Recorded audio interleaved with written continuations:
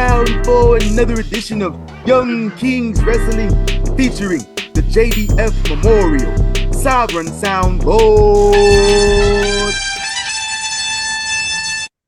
Welcome to the Nuck If You Buckingham Palace. As always, I am the thespian TC Fontaine, aka TCF Baby. Please say the baby. Joined by Young King Reek, House of Havoc, first of his name. Hey, Chow is back. Oh, damn. What's good with it, y'all? Hey, man. Go get you, if we put some videos up, man, we're going to put some video clips up. You can go check our YouTube channel at YK Wrestling on the YouTube, Young Kings Wrestling, if you can't find it that way. And you're going to see Reek got this shirt on that is available at ykwrestling.com. And it's also available on Amazon Prime. It's called Black Wrestling Royalty. Yes, sir. We acknowledge the Black Wrestling Royalty. Literally, only one person on this wall behind me is on that shirt. But that's okay. That's fine. That's okay. Xavier Woods, he should be. Yeah. Hopefully one day I can add Xavier Woods to the shirt because the shirt only features world champions. Hey, that's important. Real world champions, which is why Athena is not on the shirt. Yikes. Oh, man. Hey, it is what it is. Look, I'll make the rules, bro. I hear you. Hey, listen, I'm just saying, y'all did not want to acknowledge Mark Henry as a world champion until 2012. That is a fact. That is a fact. If y'all weren't recognizing Mark Henry as a world champion, y'all didn't want to recognize a bunch of people as world champion when they were in ECW. If the ECW championship don't count as a world title, I'm not counting no championships from Ring of Honor in 2025 as a world championship. That is why Athena is not on the shirt. Nobody asked me why Athena wasn't on the shirt. I don't think anybody cares. But that's just the rule here that we going with. See that part. And I don't bring that up, but it's the part that, like, it's the silent part. Nobody's saying it, but it's up there. They ain't really caring. Yeah. It is what it is. We ain't trying to hurt feelings. We just trying to tell the truth. Now, when is All In? Y'all in? When is it? Ooh. July 12th? Yeah, about a month. Yes, sir. That's a Saturday or Sunday? I think it's a Saturday. Damn. That's right. It is Saturday. Okay. Mm-hmm. 4 weeks from now. I don't watch AEW. I don't know what Mercedes got going on. Are they still? Oh, it's her and Tony. It's her and Tony. That's whack. So like we could have did her and Athena. Y'all got her and Athena out the way on some random ass show that we don't care about. And like that's the match people want to see. Thing is, I hate shit that's predictable. And the promo stuff has been trash. The match is probably gonna be good. Yeah. It's the lead up that I was worried about. I don't know what it is about, whether it was Mercedes or whether it was Sasha. The lead-ins to her matches is just not good. I don't know what it is. Yeah. It just don't gel. And Tony, I've seen Tony you know what it is? in better situations too, so I don't get it. You know what I think it is? What's that lady's name? That's her like personal writer in AEW who was one of her writers in WWE. I think that's the common denominator here. Jennifer or something. Yeah, maybe. That makes sense. That's got to be the common denominator because, like, yeah, Bianca and Sasha, that build up was whack. Yeah, I was scared. I was scared for real. Like once y'all got Twin out the way, it was cool, but like that shit was whack before that. No disrespect to Twin, but like that shit was whack. Yeah, man. Because I'm sitting there thinking like, yo, this could main event for real because I like this, but the way that this is going, the build up, direction we go, like, I don't know anymore. Like, y'all gonna talk it down to, Hope Main or something. Yeah. If y'all still had Reggie involved in this story, I wouldn't have been mad if it didn't main event. Yeah. Why? It's like, what is y'all doing? Hey, shout out to Reggie. Shout out to Sydney. Facts.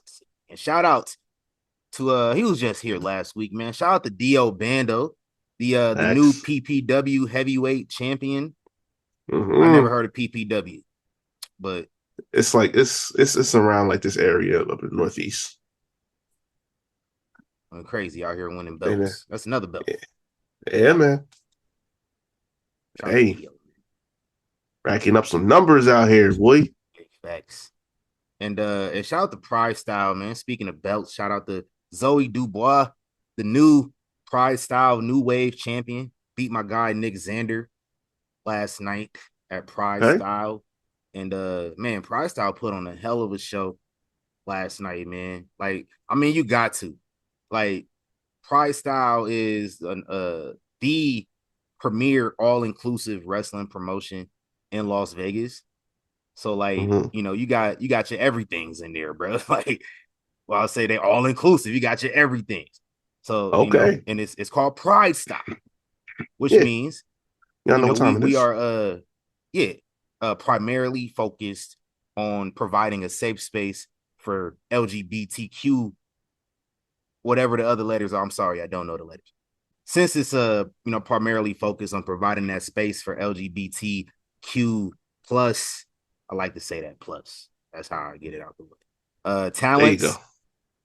Talents. Of course they had to have a show in June. It's Pride Month.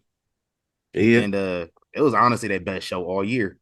Like, they went crazy, man. So shout out to Pride Style. They coming up out here. Like, the growth that they've had from the last. I went to the first Pride Style show like 4 years ago. That was at the mall. That was at Versus spot in the mall. Now they got their own venue downtown that they host up out of, and they be packing that place out, man. Like, how many times I have to step outside when I go to Pride Style. Like, it be that deep. I can't maneuver.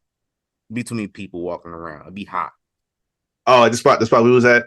Yeah. Yeah. Downtown with the rooftop. Yeesh. WrestleMania weekend, it was deeper. But facts. like, imagine that all the time. It's crazy. Somebody in there smelled like ass. I ain't like that. I never had these problems at indie shows. Like, I know these problems exist, but like, it's always more somebody. musty people. Like, I ran into musty people at AEW, of course. And then Money in the Bank, somebody was musty up in there. Wasn't nobody musty at WrestleMania. I appreciate it. Yeah. I didn't peep that. Y'all had every reason to be. Nobody was Right. musty at SummerSlam either. Y'all had more reason to be mustier at SummerSlam. Oh, for sure. Yeesh. I think it's the stadium. I think the stadium. I was about to say that. I was about to say, like, yo, we checking some of that at the door. Hey, y'all was musty in the stairwell though. Stairwell ain't got the circulation in there is not like it is in the whole stadium. So like in the stairwell, all that mustiness stuck out. Like, I smelled the whole day on y'all. I can stall them out after that though, because that's at the end of the night. Can't. I'm not stalling nobody out for being musty. I'm sorry. Can't do. Shout out to Pride Style. Right. Shout out to RVD and Katie Forbes, man. Got another edition of the Babies Are Us. Man. On the work, Baby Wrestling Federation. I'm Real sorry, I'm drawing a blank. Yeah, that's what it is. Okay. Yeah, we got a new edition coming. Shout out to RVD and Katie Forbes. Yeah. Happy for them. That's what's Shout up. out to Rob. Shout out to Maya Lesnar out here. Man, good God. Brock Lesnar's daughter won the Women's National Shot Put Championship, the outdoor shot put championship, this past week. On her first attempt, through 19.01 meters. On her first attempt, nobody else came close. Well, people probably came close, but nobody got that. No. She did that in the first round. It's crazy. Hell. Kept the lead for the entire competition. All season, she has thrown within the 18-meter barrier.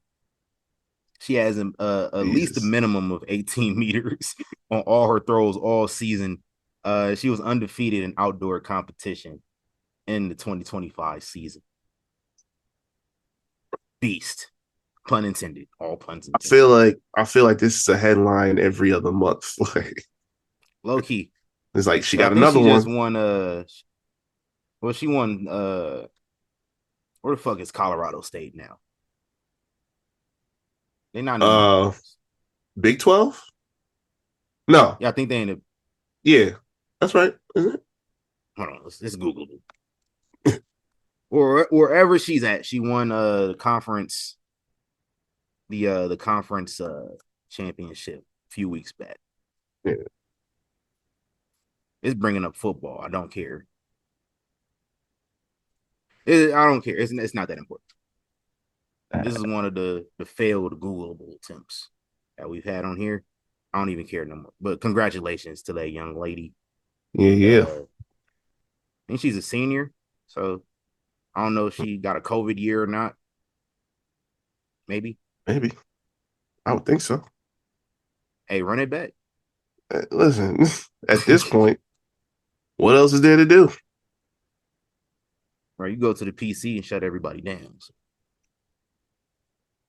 You could. Or are they still like being weird and shit, acting like they can't? Well, no, not even because they talked about Brock a couple times on TV. Yeah. I think they know shit cool, but they just trying to keep a distance for a little bit while longer. Yeah. But yeah, shout out to Maya Legend. You know, it'll be She some look just fire like shit. that nigga. Man. I swear. Well, you know, it'll be some fire shit if like she go in the PC and then like they bring her up, she go through NXT, and then she get on main roster, she get managed by Brock. So it's like you in there getting dogged by her, and you just look outside, you see Brock just out there just chilling. Like, hey, I ain't gonna want no smoke. Imagine Brock being like the soccer dad ringside. Yeah, That would be funny. Yeah, I'm Paul with out it. there too. It's a family affair. Right. Oh, He pair her up posted with a Paul. selfie or You something. pair her up with Paul Great. too. Hey, Hey, hey. we never had that many Paul Heyman girls. We need some. No, Who's the last one? Sherry? think so. That was fucking forever ago. That was 30 years ago. This has been too long for real. Like you done had some teases, but like we ain't had nothing Yeah. official on screen. It's about that time. Yeah, we need that. We need that. Hey, let's get into this week in wrestling history. First off, happy birthday this past week to Ty Conti, Deonna Purrazzo, Hikaru Shida, the world's strongest man, Mark Henry. Shout out to Mark Henry, man. That's also twin. Yeah. You remember when Mark Henry got jumped by the Shield? Yep. Hey, as soon as he heard that music, he was like, God damn. Yeah. Hey, why didn't you just leave the ring, bro? Like you know it's about to be some shit. I mean, he wasn't about to like outrun nobody. You know? It wasn't like that was come gonna up from the happen. concourse up in level 200. He had time. Eh, that's true. I He's like, mean, man, these knees don't work like they used to. that's what I'm saying. He'd have probably had a head start, but they'd have been hawking this nigga down somewhere backstage. Like, you just gonna stand in the ring looking defeated, man. You the world's strongest man, bro. You were Yeah. just world champ. You was literally just in a world title match with John Cena. You had to fake the retirement and all that to get that. Like, you was beasting. You scared of these niggas?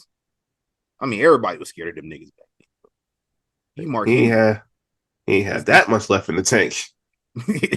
He said, I got left for this one nigga right here. Outside All of I that. got is $5 in gas money, man. Hey, it is what it is, dog. Facts. Happy birthday to Jerry Lynn. Hector Garza would have turned 56. Fuck cancer. Antonio Pena, the founder of AAA, would have turned 74. Happy birthday to former 3-time tag team champion and former intercontinental champion Jacques Rougeau, aka the Mountie. Happy birthday to the Mountie. Brad Armstrong would have turned 63. Happy birthday to him. Happy birthday to Headbanger Thrasher. What happened to that boy? Fuck happened to Headbanger Thrasher? When they bring them back for just randomly out of nowhere? Yeah, like 2016. That shit was weird. Yeah, we just talked about this last week or like 2 weeks ago, something like that too. yeah. Like It was just them it was the Spirit most Squad. confusing shit. Listen, I wasn't mad to see the Headbangers on my TV. It was just random. It's like Saying like it was all right. It's just like no vignettes, okay, nothing. Like nobody in this yeah, crowd besides my generation remember who they are. exactly. I used to play with them on the game too. They was cold. I think that's what they realized too. It's like they thought it was going to be more people that was like, oh yeah, yeah, that's what's up. And it's like, yeah, nah, we got a new generation and people in here. They not on this like that. Hold on, we gonna have to reach out to Headbanger Thrasher and Chaz, aka Headbanger Mosh. We gonna have to reach out to them and find out the story. Facts. I think we should try to get that exclusive. Yeah, I want some now that I details. said it, they gonna be on Chris Van Vliet on Thursday. That's usually how the cookie crumble. Like I say Hey man, somebody like how long we been saying, yo, we should reach out to Snitsky, and then he on Chris Van Vliet. man, and he was with it too. I reached out to him, and it was like, what he said. Like he said he could do any day. I'm like, okay, cool. Then I asked him about like, okay, so we got Sundays, whatever, and he never got back to me. So it's like, if I see, and then I ain't seen him at Battlefield in a minute, so it's like, all right, I'm about to have to catch you when I catch you. Then he dead ass be backstage. probably. That's why I can't get the offer no times because it's like the times I see him, the show be going on, so I ain't really trying to like because he up here, working through shit, watching matches, so I ain't really trying to get at him then. But then as soon as the show over, he just backstage. You don't see him again no more. Like everybody be out front, and I talk to like talent and shit, but he's back there. You don't see him. That's tough. That's tough. I got a little tidbit on Alpha, not about Alpha, but something we talked about last week in a second. I'll get to that in a moment. Happy birthday to Cesar Bononi. Y'all remember him?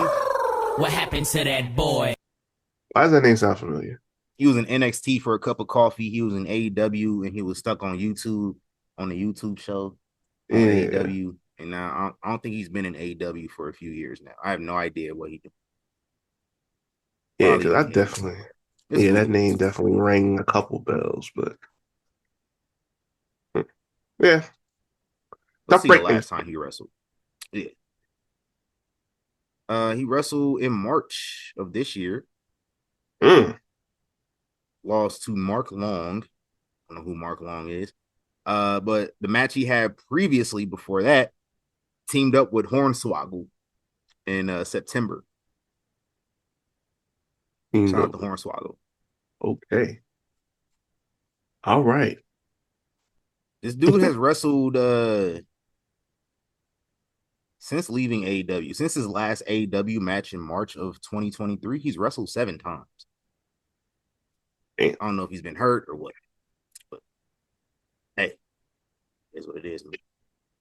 And happy birthday to Peter Avalon too. What happened to that boy? Happened to him. That's another. Didn't he leave AEW and then came back? I feel like that's what happened. This is also they done had so many like revolving door motherfuckers. It just like they pull up for the pop, be there a week, 2 weeks, be gone, do a different indie or something, and just do around the circle. You don't see them for a while. Right. It's been like that with a kind of lot nasty of people. Because he is still in AEW. I could have sworn he left. Damn.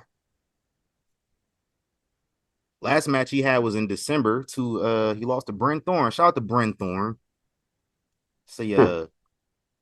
She be out here in Vegas a lot. Okay. Versus wrestled Pride Style.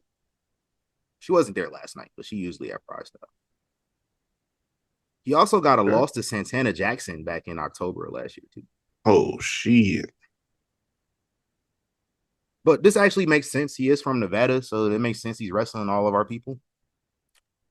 Right. I get it. You need to take his ass out to one of the promotions I'll be at.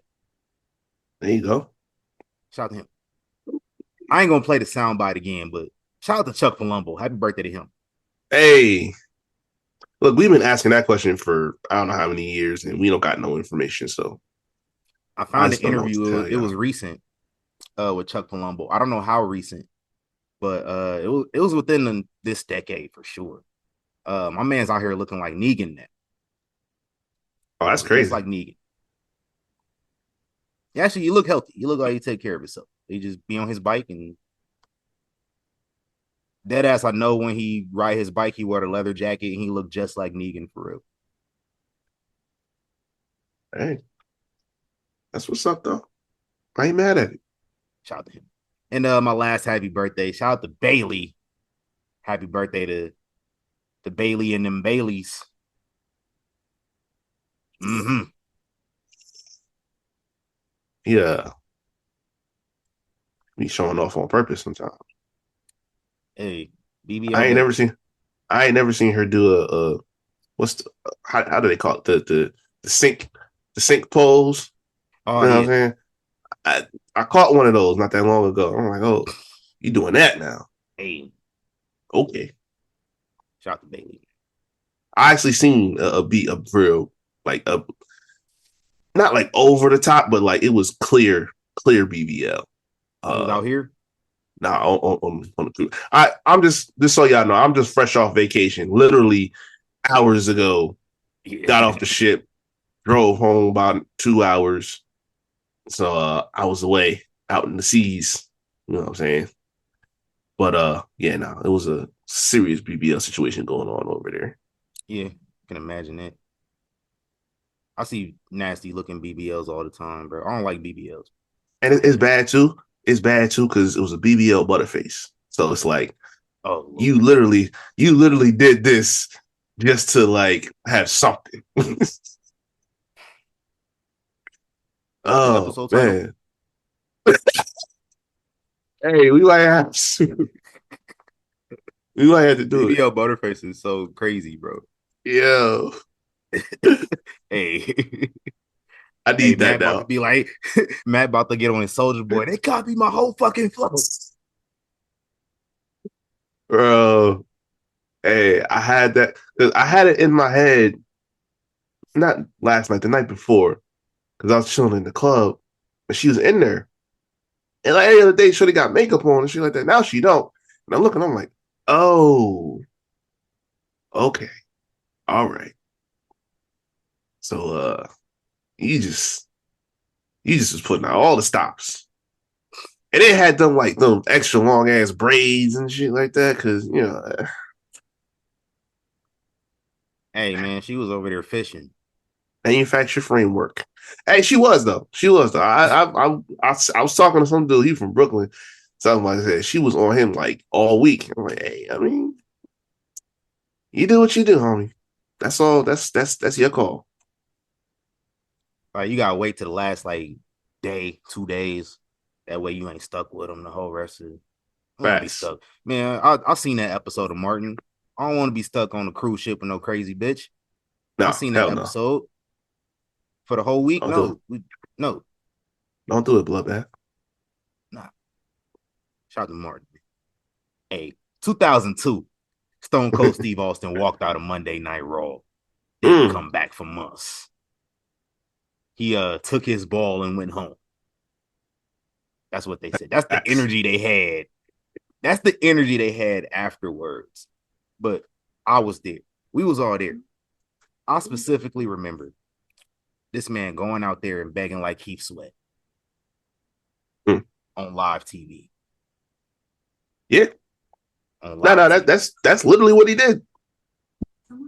Come back, He was Stone making Cold. a plea, a public Facts. plea. 2005 ECW One Night Stand from the Hammerstein Ballroom.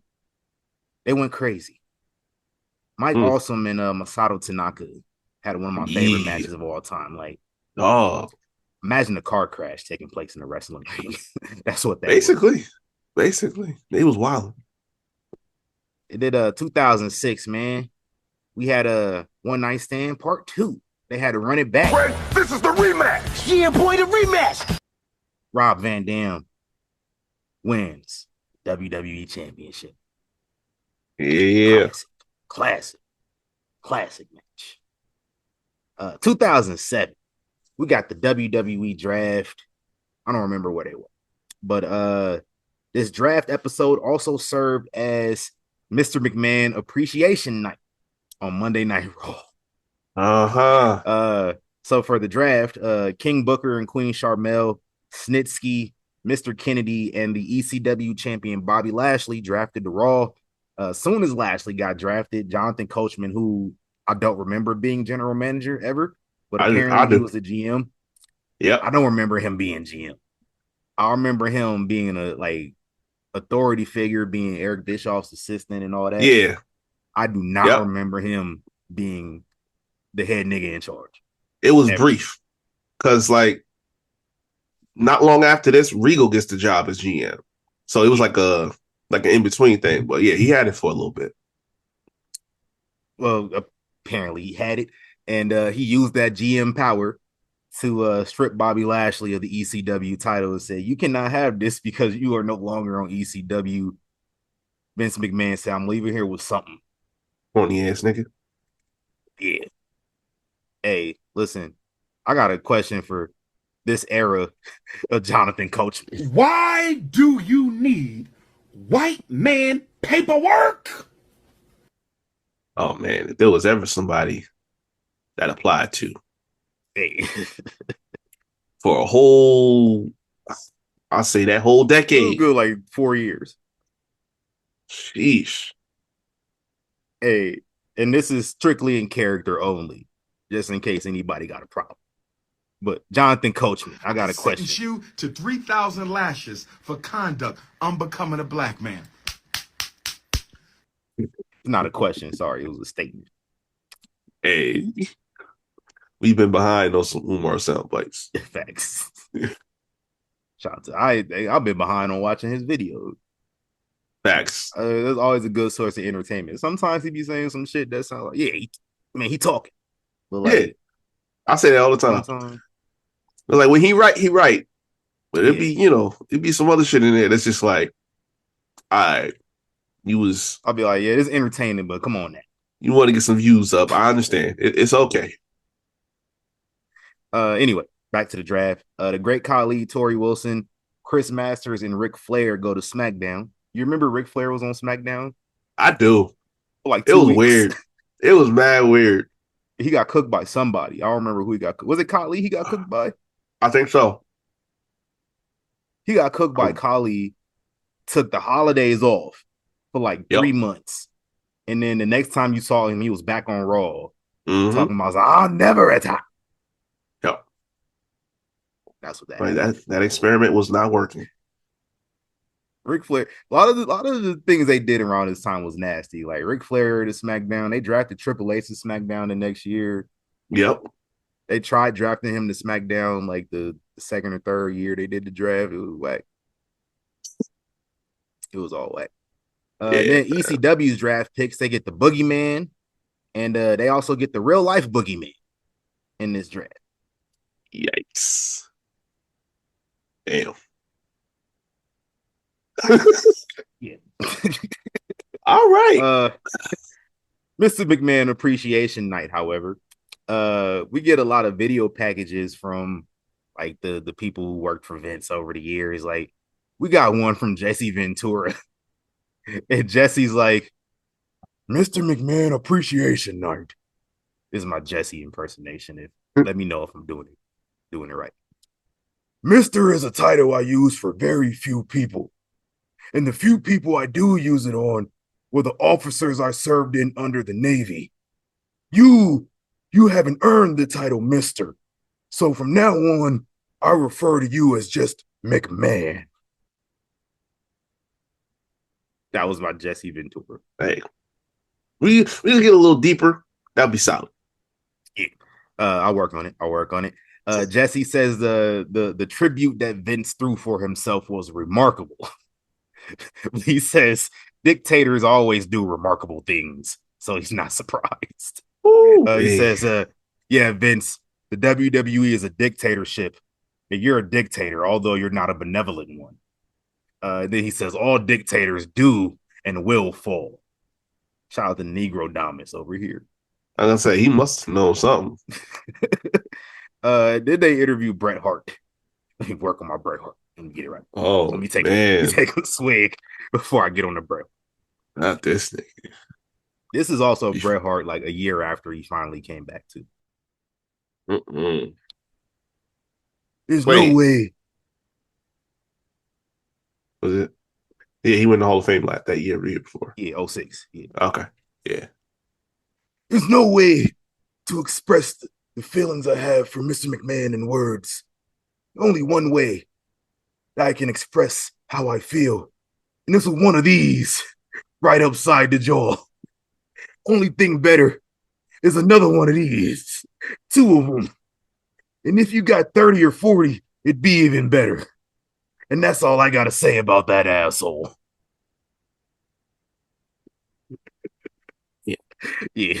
He said 30 or 40 fists be the best way to express how he felt about Vince McMahon. Valid. Very valid. Yeah. And then they asked Stone Cold to give one. And Stone Cold says, well, since you had me come all the way over here to do this damn video, I guess I'll say I appreciate the opportunities I had to drive a beer truck down to the ring and spray your silly ass with beer. I appreciate the opportunities to fill your Corvette up with concrete. What? I appreciate the opportunity to be Dr. Stone Cold, hit you with a bedpan, you little Millie son of a bitch. What? I appreciate the opportunity to drive the Zamboni and open up a can of whoop ass on you. What? Mm-hmm. Yeah. Honestly, that was not enough for Stone Cold Steve Austin. You know what? I cannot do the rest of this justice with my Stone Cold Steve Austin impersonation. I'm going to let Stone Cold Steve Austin himself finish telling you how he felt about Mr. McMahon on Mr. McMahon Appreciation Night. I can thank you for that, Vince. I appreciate that. But above and beyond that, I don't appreciate a thing you've ever done for anybody. Because ever since I walked in the door of that damn company in 1995, you son of a... all you did was see fit to me over, screw me around, try to yank every title I ever won from you, and then every time a Stone Cold started to go up, you tried to bring me down. You're a you son of a... and I don't appreciate a thing you ever did for me, because in my eyes, you're a lying second. And that's the bottom line, because Stone Cold said so. Okay. Yeesh. Like I said, Man. I would not have been able to do that justice. No. Like, this show ain't for kids, but we don't even do all that. Facts. Listen, one day, Reek gonna be on that energy when we talking about Davey. Oh my God! One day. If I don't even want to, if 3 years from now we still have to have conversations about Seltzer Inc. I might not be as happy a person. That's all. That's all I'm saying. Yeah, it's true.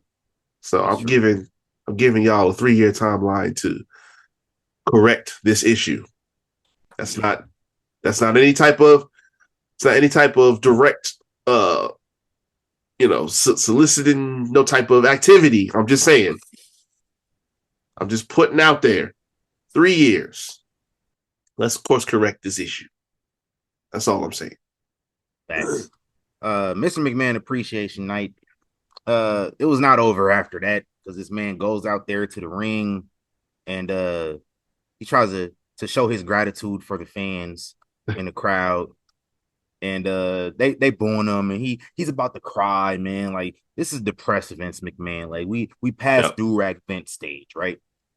This is the guy who's depressed. He just lost the ECW title a couple weeks prior. Like, he down bad.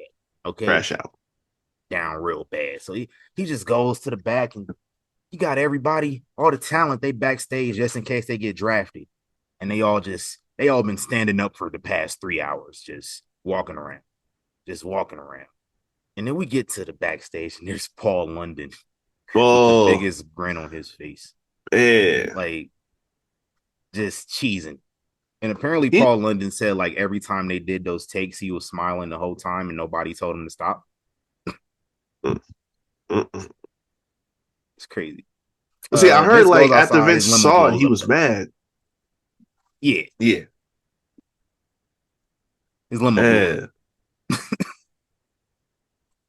That was a confusing ending right there.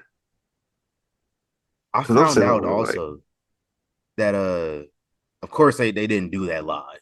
Like, no. But I heard they blew the limo up again like that night so that people could like go outside and see it and see that it was on fire and see that this nigga was like dead. It's nasty. Hey man, shout out to them. That was not the craziest moment in Monday Night Raw history, I don't think. Because 2 years later, in 2009, Donald Trump bought Monday Night Raw.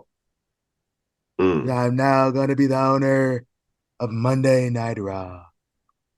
Very beautiful, very beautiful. apparently the limo stunt was so legit. This motherfucker was worried. Talking about, Vincent, are you okay? I called Vince. I was very worried. I saw what happened on TV. I was really concerned. So I reached out. I called him, and I wanted to know if he was okay because it's very disturbing. Very disturbing television. Very frightening, very scary, and very, very frightening. Yeah. This dude, they announced that he bought Raw, and like me, I knew he didn't really buy it. Like, yeah. But I mean, a lot of people, they don't know that it wasn't a storyline. So until they clarified that he wasn't really the owner, WWE's shares dropped 7% over like 2 days. Damn. And because I understand the game now as an adult, I was back then 2009. How old was I? I was turning 16. 16 at the time. Yep. This happened.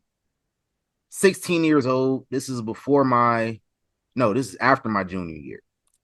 So like I'm just now learning about the stock market because I learned about the stock market and shit like my junior year. So this is summer after my junior year. Even then, it did not dawn on me what was going on. In 2025, after experiencing it firsthand with the guy that we are talking about, I now know that this was nothing but insider trading going on. Oh, for sure. At the time. Easily. After I benefited from some insider trading from Donald Trump a couple months ago, I understand the game now. That's all this was. It was an insider trading scheme. Like, I remember not the last time, but the time before, Hornswoggle was on Chris Van Vliet. And he said Finley tried to auction him off to somebody overseas as a rib. That's crazy as hell. What Finley tried to do is what Vince and Trump was doing, and I call that a short sell. That's correct. There was a joke there because he tried to auction off Hornswoggle. Yeah. Okay. the term short sell, y'all gotta do your research on that one. We know what that is. But that was a short sell. Yeah. That's all that was. Like, drop it down a little bit, buy some more. Facts. Nigga had some puts they had to cover later that week. Like, right. Niggas ain't slick, bro. Y'all niggas ain't slick. Come on now. Anyway. They think they slick, but like I know the game now. And it's just like, bro, they was short selling like a mug. That's what's like now tomorrow. Go ahead and close those options. Go ahead and close them. We're gonna pick them right back up. We're gonna send the stock down. We're gonna send the stock down. It's gonna go down, and we're gonna pick it right back up. It's gonna be a drop in the bucket for you, Vince. I'm telling you right now, this is money in your pocket, guaranteed, brother. Y'all is not slick. That's why all y'all need to go to jail. Right. Facts. 2016 TNA Slammiversary live from the Impact Zone. In the main event, Blaster Lashley defeated Drew Galloway to win the TNA Championship in a tap out or knockout match. So, Blaster Lashley. Blaster Lashley. That was 4 years later in 2020, Drew McIntyre had to get his lick back at Backlash from the Performance Center as he retained the WWE title. In the main event, we got Randy Orton defeated Edge in the greatest wrestling match ever. It was a good match. It was good. Real good match.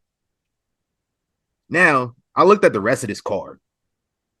Boy, this shit was ass. We had Asuka and Nia Jax went to a count out. Yeah. A double count out. The Golden Role Models retained the tag team championships against Alexa Bliss and Nikki Cross. I forgot that was a thing, but now I remember they used to have like the Moment of Bliss segments with like the tea, sipping tea. Yep, sipping tea. Yeah, that was cool. The Iconics were there too. It was a triple threat. This one's nasty. Braun Strowman versus Miz and Morrison in a handicap match for the Universal title. Oh God, that Braun Strowman Universal title. Period. Treated like Bruno. God, it was just like 5 years, not 5. It was 2020, 3 years. 3 years too late. Like, hey, I know we kind of hold you on a little run back then. Here you go. Take this since nobody's here. You can just hold this down for a little bit. Since Roman is gone, you know what I'm saying? He gotta chill at home, watch his health, deal with his family. You can hold this for a little bit. That's basically what that was. See that. Then there was a tag team title match. The Street Profits versus the Viking Raiders. That also did not have a winner. Because both teams had to team up against a group of ninja bikers led by Akira Tozawa. And Akira Tozawa was accompanied by a 7-foot African ninja. Big black nigga. Literally. Mm-hmm. Oh boy. Speaking of a 7-foot African ninja, let's talk about Omos, aka Nick Zilla, aka Big black nigga. He announced that he signed a new deal with the WWE. So okay. Shout out to WWE's Ime Udoka, the tall Nigerian on the bench. Yeah. Right. Like you don't get no we gonna like fix this TV situation or like got to. Damn. Got to. What else we got on the Royal Address? All right, so we had some scary shit happen in the last first of all, shout out to Godfather. He's clearly not human because he posted, was it yesterday? I think so. Yeah, apparently he was in a little accident that his car, the truck, flipped about 4 times, and if you see the picture, it looks like this shit was destroyed. But apparently, he said it walked away without leaving a scratch. So he must have taken that super soldier. So shout out to him. Yeah. Prayers up. Shout out to seatbelts, man. Keep him safe. Yeah, man. But also, make sure y'all put y'all seatbelts on, man. It's time. Yeah. Once again, for everybody to come aboard the. Hell yeah. But then also, since we mentioned the Snitsky interview with CDV, he said that he had recently had a situation where he was flying from Philly, was supposed to be going to Indianapolis, and he wound up making an emergency landing in Pittsburgh because he noticed that stewardesses kind of all got together and just was like in the brace position. You know, they was strapped up and getting all together. And he had headphones in, he took them out, and he said they heard somebody say they might have to make a crash landing. So he was like bugged out. But they wound up making an emergency landing in Pittsburgh, so everything's cool. But yeah, y'all be safe on these highways and byways because it's some scary situations going on around here.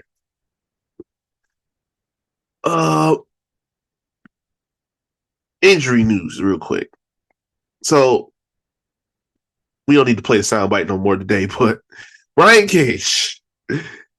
So I have an answer. What happened to that boy? I have the answer because he actually got on Instagram. I didn't realize I was muted. I was talking shit. Oh, you good? I know what happened to Brian Cage, but what happened before what Reek about to talk about is why I played it. Yeah. So yeah, he got on IG, mentioned that he recently had a full knee replacement. It's his second major surgery in the last 8 weeks. Mind you, dude is 41. So, you know, that ain't no good. But yeah, he's had some bad knee pain. Yeah, he fucked this shit up a few months ago. Right. I remember, I think he was like training or getting some reps in or something before the Chris Bay show. Yeah. And then like all of a sudden he's not booked on the show. And then I see him like a couple hours later, him and what was his wife named Melissa Santos? Him and his wife came in. He's like limping on crutches and he's just like sweaty and like ain't even that hot outside, bro. Like he's sweaty, like he just went through some intense shit. And like, bro, he just fucked something up around that time. So like shout out to Brian Cage though, man. Still made his meet and greet. Still taking pictures, standing up, taking pictures with people. So he's still getting, doing what he got to do. Yeah. So get well soon. Facts. There was a quad injury before that. Then he said he had like a lot of knee pain going into. He was planning on working all the way through All In till next month before taking some time off, but nah, it just wasn't working like that. So, best wishes. Hopefully, shout out to him listening to his body too, man. I know wrestling. Yeah, yeah, man. His body said, "Nah, pimping." His body said, "No, it doesn't work for me." No. Sit your ass down. Hey, there was another name that you mentioned a little while back that I got circled around to, and it's over in the almost exclusive whites, or at least in the neighborhood. Also, somebody we wondering what happened to Miss Hikaru Shida. What happened to that boy? She got on stream and decided to address that personally. She's having some tough time trying to get her visa situation situated.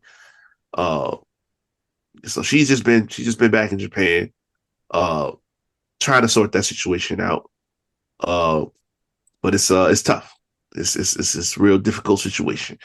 A lot of stuff with the lawyers and everything like that. So she's just enjoying some time home while that gets straightened out. She's looking forward to coming back. So just asking y'all to be patient, which y'all don't know how to do, but you heard it from her, not me. Hey man, why they don't get no longer visas, bro? I don't know. Like that's kind of crazy. These motherfuckers visas, y'all get the minimum. What's the minimum of a visa? Like a year? That's a good question. So y'all get the minimum knowing that y'all gonna be working for. I understand it just in case like anything could happen. Like you could lose your job, like you get released or whatever, and you don't have no reason to stay. Like they at least do 2 years, man. Right. Like, every foreign person always off TV for a period of time in AEW because a visa expired. Like how many times in the last 5 years of AEW's existence has PAX Visa expired. Oh my God. Or at least that's the excuse they give. I feel like that was an issue before. Time. I feel like that was an issue before he even signed too. Why everybody visas expiring all the time like that? Bro? I don't know. It's WWE too, man. Like a lot of dudes just be disappearing and it'd be like all visa issues. I had to go back to wherever until it was sorted out. I heard like Buddy talk about like having a similar situation go on too. That's always happened when Dragon League. Yep. I remember Nathan Fraser said like he had to. That's why he didn't go to AEW. He had a visa issue, and then like I remember he said he had a visa issue a couple months back. Yep. Like damn, bro, y'all, get some longer visas, bro. Like, oh, you're entertainers. We don't need you around that long. All right. I promise this is the last time we go use the soundbite. Private Party. Oh my gosh. What happened to that boy? I'm about to Google this one. Hold on. Yeah, their contracts are getting ready to be up because they have been signed since the company's launch. So it's about time. Not had a match in AEW since they lost the tag titles to the Hurt Syndicate in January. Damn. Yeah, that's crazy. But they apparently have had some interest from, across the street. HB Shizzle. Oh yeah. That was my Shawn Michaels impersonation. Was that it is low key outside though. I gotta have it. It's my goat, bro. I gotta do my voice. Like the way, like especially like current Shawn, that was like right there. But there's nothing else they're gonna do. They're gonna add to that tag team division. So, Lord have mercy. If there was a team that was underutilized, oh my God. Go ahead with that. This I just had to troll. I had to troll because we got some people that we love that listen to the show, and sometimes I just gotta be that guy. Eric Bischoff was giving some praise to a particular star that was released recently, and he predicted that this person will eventually come back to the company. Before I say the name, I'm gonna give a quote. He is an incredibly intelligent guy. It's so easy to write him off because of the way he presents himself. But if you underestimate that guy intellectually, he's a very, very smart man. And I would not be surprised if he's not back. Or I would not be surprised if he's back with the WWE at some point. I know that ain't who I think it is. Oh yeah, just take a guess. Just take a guess. Who is it say? That would be Matt Riddle. Oh my God, that's who I thought it was too. That's crazy. Oh, man. I can't speak on the man's intelligence. I don't know him. I know he might actually be smart. I don't know. We only saw him for like 2 seconds. He did. So yeah, it wasn't. I don't know. He was recording something. We might have been in a video or something. I don't know. I didn't check his story. Low-key. That'd be what's up, though. Had us in the background. Hell yeah. I was apparently getting recorded a lot that night without my knowledge. Hey, the drinks was hitting. Hey, listen, the Fat Tuesday, man. I don't even remember the drink I got at the place. I remember it was $15 though. Shit. That's what I do. Like I ain't getting nothing here for real, cause I was over here talking about buying shots and shit. That's crazy. Yeah, no, we wasn't doing that tonight. It's on board mission. We off that. Hey, what else we got? Yeah. So this past week, James Storm, his episode with CTV came out. I didn't even know about this. So there was an angle on TNA where supposedly he had killed Mickey because he pushed her in front of a train. But apparently someone close to his brother was a detective at the time, and he gave him a call and said, "Hey, did you kill somebody on TV?" So he had to tell this dude, "Yo, bro, it's wrestling. Obviously, it didn't actually happen." But they used the whole situation to kind of play a prank on a rookie, low key. So they had the dude come up to his door, ring the doorbell, ask him about the whole situation, and like they played it off like it was legit, but his brother's in the car just dying because like, yo, he don't watch wrestling. He don't know what's going on. He don't know the work. So, but yeah, I had no idea this even happened. Oh, that's funny. What else we got? This was funny. I found out. So Zelina apparently explained anime to Vince McMahon to get when she did the whole Queen Zelina run, when she won Queen of the Ring. She had the music that she had at the time. She had to explain, I guess, why she wanted to get that track like that. So she asked him if he knew what Crunchyroll is. He's like, yeah, it's sushi. But so she had to break down like, no, Crunchyroll is a Netflix. Yeah, it is. But she's like, it's Crunchyroll is the Netflix of anime, and then she had to break down what anime, what Naruto is, and everything like that, and like a bunch of the characters. That's good shit. And yeah, and so she's like, one of those characters, Madara, is kind of like what Paul Heyman is to Roman, and that was what snapped into like, oh, good shit, let's do it. So like the theme that she had, like the gear that she was wearing, everything like that, all that was inspired by that. So she had to tell Vince how that all worked, the anime and shit. That was just funny. Jade Cargill is set to make her acting debut opposite Jonathan Majors in this movie called True Threat. It's an action thriller. And let's see, what's set I didn't see a date on here. Did not see a date on here. But yeah, it's set to come out soon. So yeah, she we getting to work out here with the Paradigm Group. That's what's up. Anybody want to go to WWE? There you go. That's what I'm saying, man. Movies. Yeah. All right. Two things to wrap up. And first one is kind of just ridiculous. So I've seen all week, even before I left, this rumor that TKO supposedly, allegedly, was asking Roman Reigns to take a pay cut. A pretty sizable pay cut. And y'all have been running with this so much. And I don't understand it for the life of me.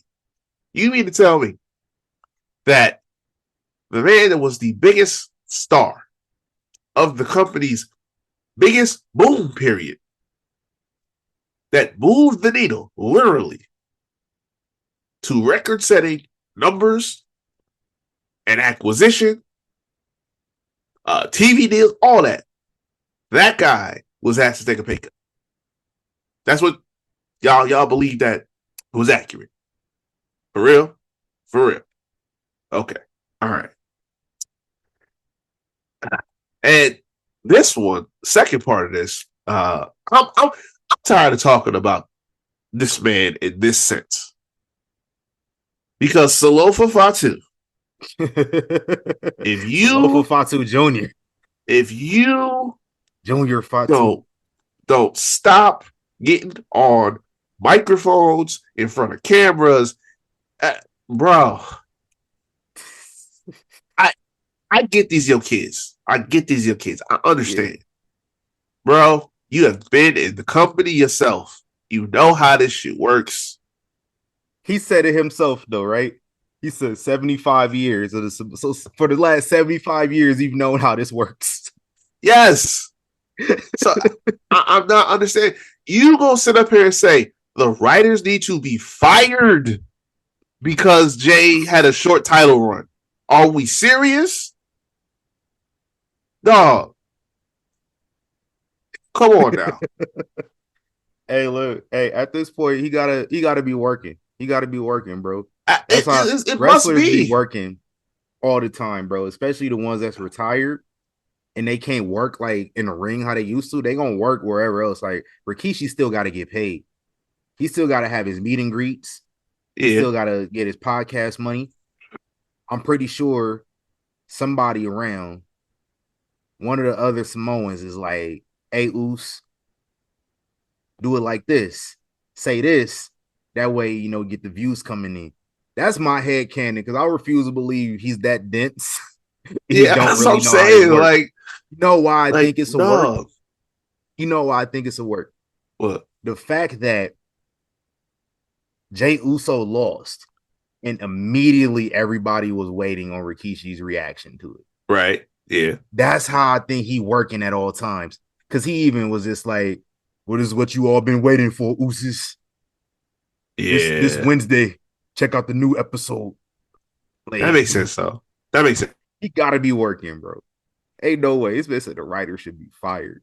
Yeah, like that's over the top, bro. Not the booker. Like, because of course he's not gonna say the booker. Yeah. Now, and mind you,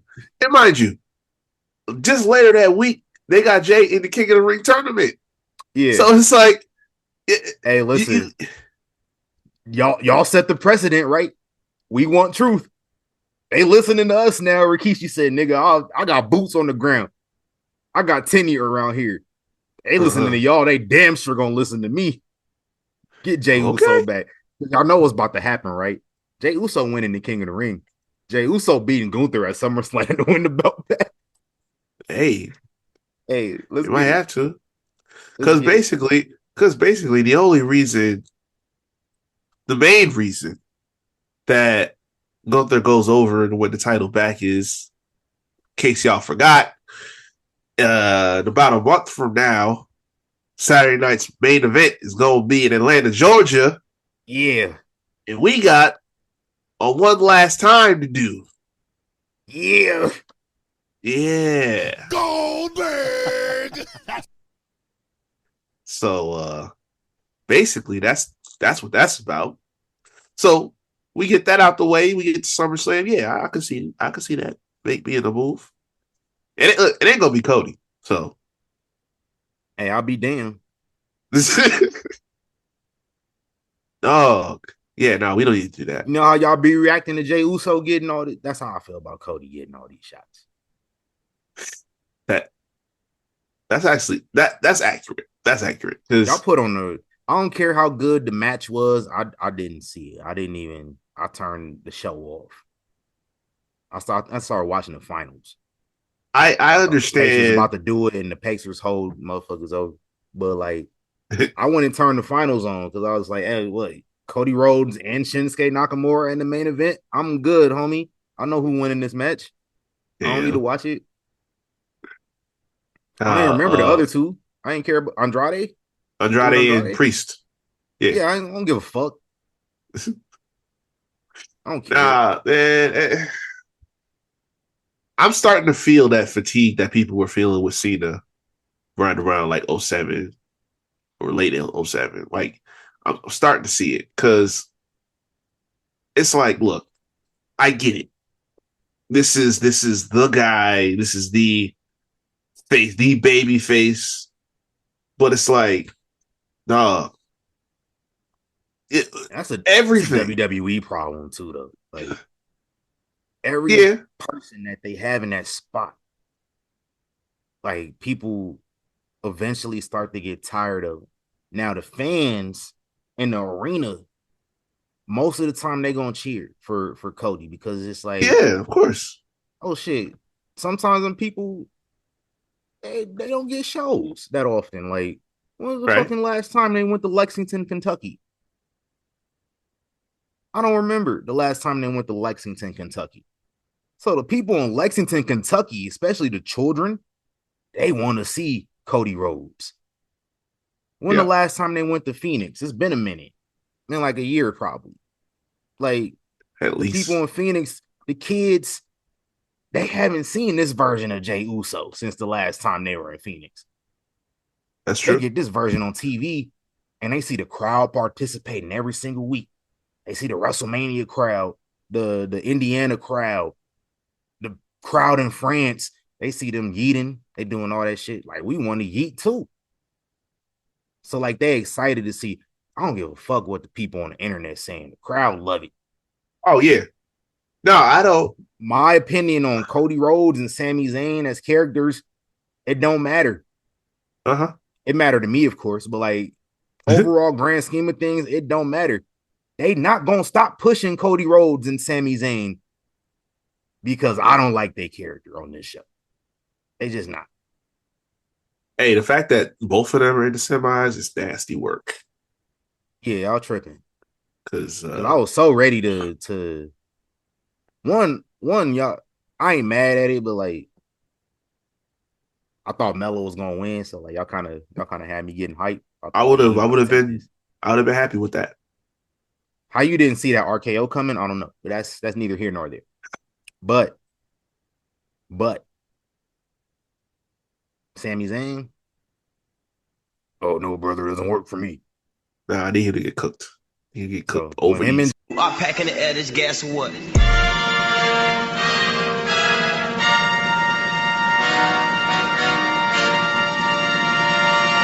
Peasants, you peasants.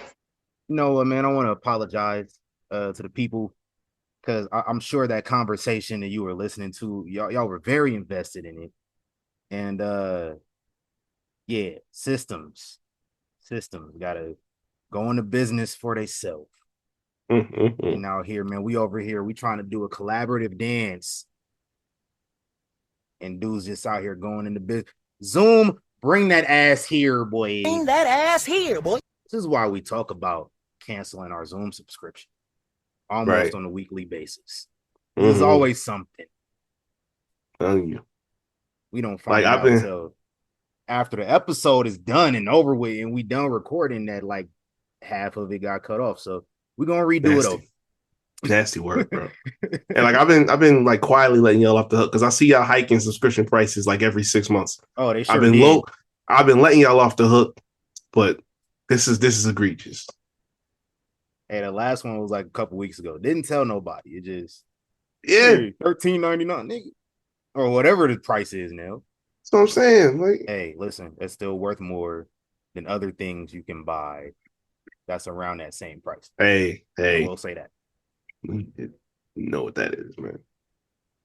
I'm just saying, between them and Disney, like y'all making me close to making some decisions. Even your job, these niggas email me, say, hey, we're gonna raise up your PO box again. Bro, I got my shit like 4 years ago. Yo, this shit has doubled in price since I first got it. That's crazy. Double nickel and diamond, man. Anyway, let's get back to the conversation. Yeah. Sami Zayn. We don't need Sami Zayn winning the King of the Ring. Again, like I said. No, brother, it doesn't work for me right now. It doesn't. Never. But you know what I could see happening? What's up? It's gonna be him or Cody. See, but I can't mentally deal with that. I can't do like how much are we gonna keep on showering Cody in accolades since he's been back? Since Cody came back at Mania 38, he's main evented every Mania since then. He's got back-to-back Rumble wins. He just randomly won the tag titles with Jey like 2 years ago. He beat Rumble. Listen, he beat Roman. Money in the Bank. Yeah, he was on track to do that. He beat Roman. He fell off. That's it. And still main evented that pay-per-view. So it's like just beating Roman at Mania alone is like that's milestone enough. But then he goes and he carries it all the way into next Mania. 54 weeks. Mind you, and Crown Jewel Championship, when you could have gave that to Gunther. Yeah. And it wouldn't have lost no steam for Cody if he lost it. But nah, Cody got to win it. Now you telling me he lost the belt 2 months ago, and he already gonna win King of the Ring immediately. Hey, we got to get him back to John Cena somehow. Listen, there are so many ways to get there, and I'm not mad at it. The only way I could see this, I could see being okay with this, is if they're playing into that fatigue element. Like they're doing this on purpose. They're running it up so much that people are eventually going to get tired of it. And then Cody goes and does the Homelander thing where it's like, hey, I gave everything to you people. Like, how can you do this to me? And he just snatched the fuck out. Like, if that's where we're going, okay, fine. I'm not. Ain't that what we're doing with Cena right now, though? No, but see, this was just overdue for him personally, because it was like creatively he had so many ideas for this run that he wanted to flesh out. Because I'm sure a lot of this stuff he was thinking to himself, saying to himself, about fans and all that. But now it's like, listen, I'm done in December. I can do whatever it is I want to do with this character and say to y'all how I feel, all I want. So this was kind of just him like just letting off all that steam. With Cody, it's like he's been the guy for the last 2 years, but it's like the real coronation of it just happened last year. And so it's kind of along the same timeline, because like Cena really kind of blew up at least 6 months before winning the title the first time. Now here Cody is just coming off that first run, but it's like you're not really losing that much steam, because they gave him some time off so he can come back still hot. But now you telling me we're gonna run him through King of the Ring, he gonna win and go beat Cena at SummerSlam? Nah. We doing too much. All right. So if it ain't gonna be Cody beating John Cena at SummerSlam, sorry, I blanked out for a second. If it's not gonna be Cody beating John Cena at SummerSlam, then I got a question, man. Who gonna win King of the Ring and go on to face Goldberg? Oh, that's crazy. That's crazy. Oh, Lord. Facing Goldberg at SummerSlam. They're not going to do this. They're not going to do this, bro. Hey. Ain't no way. I refuse to believe it. Hey, man. I said I need. Nah, this even I got limits to negativity. This is like, hey, there are no limits where I'm at, bro. And then I watched this man come back out through the curtain with them bad knees. I'm like, I don't even. How you win it in a promo? That's real hate. Oh man. Hey, nah, I'm scared, dude. I ain't gonna lie, I'm scared. Right, bro. I'm trying to tell you. Like, and I seen somebody, I think it was Public Enemies posted some shit where it was like Goldberg will be like, he'll have Gunther down about to get the pin. It'd be like 2.5. Here come Brett. Oh, Brett Raking the pin. Oh man. I'm here for that. Goldberg. Nah, man, I don't like it, man. I don't like it. I need Gunther to put this to bed as expeditiously as human possible. Like, cause that dude a real like hater though. Like, I mentioned this before, how Brett says Bill Goldberg. Yeah, this dude call him by his full name. You know how serial killers, like in the media, they got their full government name, middle name, and all. John Wayne Gacy. Yeah. Facts. is Bill Goldberg. Yeah, man. He don't call him Bill. He don't call him Goldberg. Bill Goldberg. And it's like, listen, I still pop for it. Don't get me wrong. Hey, But y'all heard that pop? yeah, of Y'all course. heard that pop? Of course. I don't care what nobody's saying on it. Everybody just like, oh, who cares about Goldberg? Did y'all hear the crowd? Thank you. Come on now. So at some point, we gotta start lying to ourselves. Like, even I don't lie to myself about people I don't like. Like, if I hear the crowd going crazy, think of the crowd going crazy. I gotta. Sometimes I ain't gonna lie to you, dog. Sometimes I catch myself just tapping my foot when that Sami Zayn music come on. I'd be like, this shit kind of slap. Hey, listen. Yeah, after a while, when you hear something so often and you know there's a reaction coming to it, it's like eventually it's just one of the things. Like you be folding your arms for the longest time, and then all of a sudden you find your head start to bob a little bit, you know. Just hold on. Okay. Hey, listen, it's when Cody one of came those. out at WrestleMania, I had to pretend so bad that shit wasn't fire, dog. I sat Oh, down yeah. like Colin Kaepernick. Oh yeah. I ain't standing for this. But nigga, this energy is insane, though. What I'm saying, like the nerd in me got hyped because I seen he had like the Iron Man mask with his shit. I'm like, see, I wasn't even paying attention that closely. I'm like, yo, I was hyped for the GOAT. Guy. Oh, for sure. Hey, wasn't that energy insane though, bro? Like before the bell rung and they just standing in the ring, I was like, nigga, this man. feel like when The Rock do this shit. Yes, I was like, all of that, bro. That was different. But nah, fuck Cody. Yeah, I don't need to see him get another. I can't be complimentary without being a hater. I don't need to see him get another. Like Jey could do it. Jey could do it. Yeah, man. Let Jey win the King of the Ring and then beat Gunther if Gunther does not lose to Goldberg, which he should. But neither here nor there. What I'm saying, man. Because I mean, like Goldberg can win. That don't mean he's leaving with the belt. There's Seth Rollins out here with the money in the bank. Like, he can assert himself.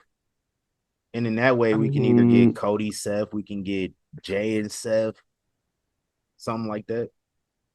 I mean, Sami Zayn come out and cost Jey Uso the match versus Seth Rollins at SummerSlam. Shit like that, it writes itself. And that's how we should do it. Because, like, I don't care about Gunther holding the belt hostage for another few months. I don't. That's true. You know, so he might have just talked me into that because low key, I think it would look worse if Gunther was to retain and Seth cash in and pull that to win the belt. Like, it's Gunther like can't lose the belt on some fluky shit twice. Yeah. 3 month span? Right, 4 month right. span? Something like that. Like, nah. Because you kind of walk in that double-edged sword with it. Because like you hear the announcers talk about all the time that Gunther spent, and it's true. Since he's been with the company, he's spent more time in the company as a champion than he's been not. And it's like majority of that time until he got to the main roster, he hadn't even lost a match more than one. Like I think he lost one to Ilya and one to Braun, and that was it. Like, yeah, I mean, he got pinned at Survivor Series like way back. Yeah, when. But it's like the like elimination one-on-one match. Matches, yeah. Right. So it's like you had that. I don't say that aura, but you had that. The way you was established was already set up, and then you ruined it with Sami, which it is what it is. I'm living with it now. But you know, naturally, you just moved it up. You know what I'm saying? We go King of the Ring, win the world title. And look, at the end of the day, because of the rocket that you put on Jay's back, he had to win. But you don't want it to be getting to a point. I don't even honestly, he shouldn't lose to Goldberg. But you know, you don't want it to break it down to a point where, and it's like I said weeks ago, it's like he doesn't seem as unbeatable as he used to. Now he slowly starts, you know, fixing that problem, you know, beating the hell out of Cole on commentary, and then the match with Pat and everything. Like, we start to build that back up. But yeah, it's like you kind of got to make the right decisions with this match coming up, because you know he can lose it, but it's more about the how. That's what it's going to be about. I don't remember if this. I don't think it did. Actually, I don't think it did, and I want to talk about this again actually because it was funny. Let's talk about what we watched last week. For the last 7-something years, there's been this video that has been recommended to me on YouTube. Oh, yeah. Simon Gotch buries Enzo Amore. Mm-hmm. I've ignored this video for 7 years, but it finally got me. And you ever seen this? I see, like, not the whole thing, but like I let him go off for a few minutes because I knew he was mainly going at Enzo.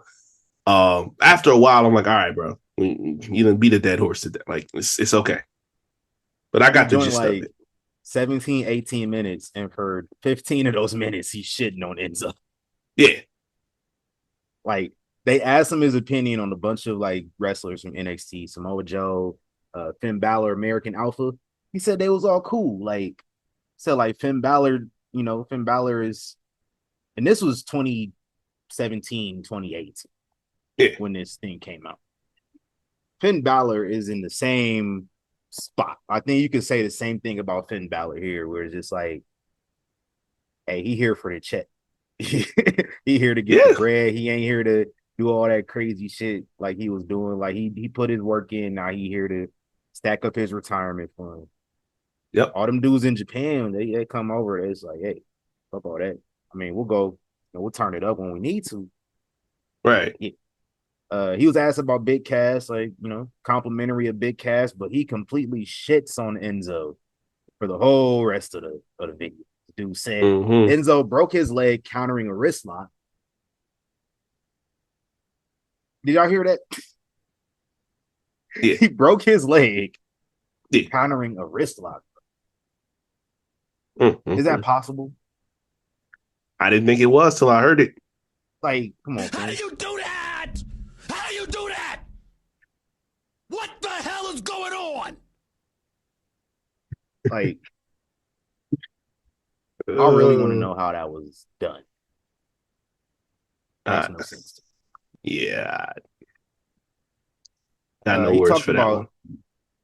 Facts. He talked about Enzo pulling the threesome with some marks that was like on the road, like in traffic, and he just was hollering at him, just like invited him back. But like Simon Gotch is like, what he didn't tell, he's going around bragging about it. He didn't tell you these girls were 300 pounds each, and that they lived in the same building as him. Damn.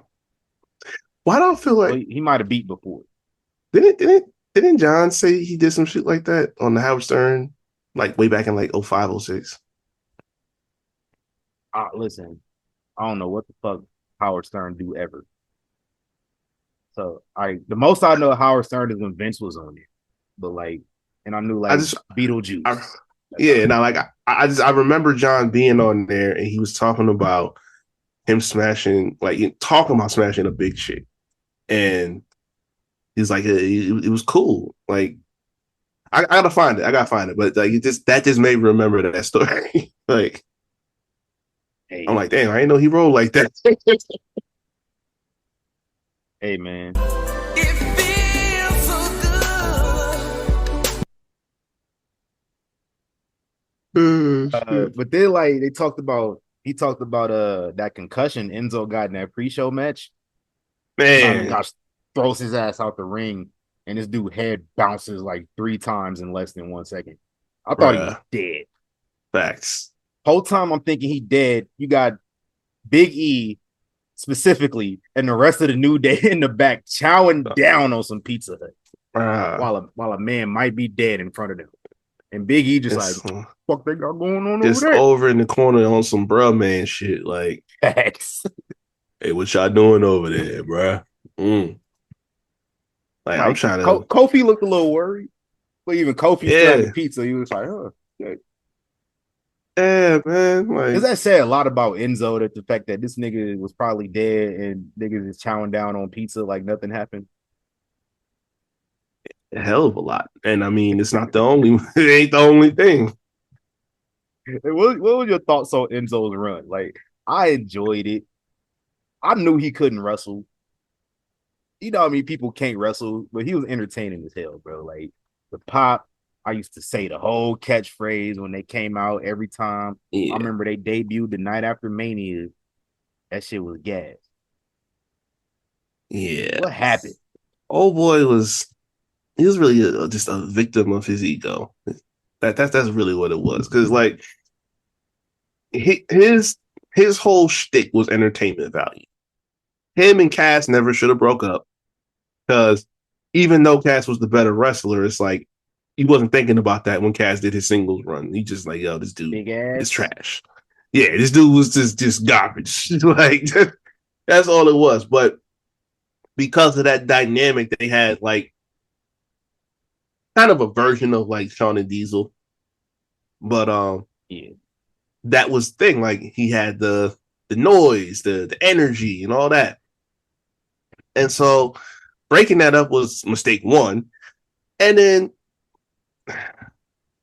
even putting him in 205 Live was initially I was thrown off by it, but then I see the fact that 205 Live was all athletics. Like, there wasn't a focus on promo work. There wasn't a focus on character work. Enzo comes in there, and then like that promo that he cut on all, I think this was after he won the title, but the promo that he cut on the whole cruiserweight division, it's like he cooked all them niggas. Yeah, and it's like couldn't say nothing, right? And that's what I'm saying. That's good for the division because it's like now you can grow some legs into this.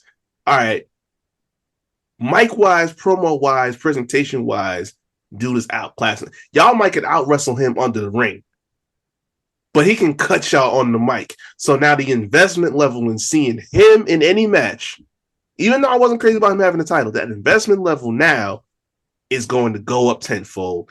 Somebody's going to want to see him wrestle X, Y, and Z. Now, the putting the title on him was kind of crazy. Like Neville, I think real life crashed out because he came out on TV with the sunken eyes like he was Gollum off Lord of the Rings and just like was depressed as hell. Like it wasn't a good look. So I don't know if I would have did all that, but having him in the division was dope. It just, again, he was getting in his own way. Too many times were you shooting yourself in the foot. Like, it made me think back to like 03, 04 Randy when Triple H talked about it in interviews ad nauseum how he would tell Randy, the only person standing in the way of your success is you. And you are determined to do it, and I don't know why. Like, he says that in I don't know how many interviews, but this is the same thing. And this was a situation where he actually got in his way to the point he was out of here. Like, whatever hell he did on the bus in on the UK tour, that Roman had to kick him off, bruh. When Roman kicking you off the bus, you fucking up. Because this was like 2017, 2018. Yeah. Like, Roman was like up there, but it wasn't like clear cut like Roman is the guy. They wanted him to be the guy, but it wasn't nowhere near where it's at now. So it's like that was kind of bad. But nah, man, he had them legal issues. Yeah. That turned out to be nothing but like it's a bad look when it's you. Right. You have a reputation already. It's Antonio Brown-esque. Yeah. Listen, that shit about Antonio Brown that came out a couple weeks ago, I believed it immediately. It was always going to end like this.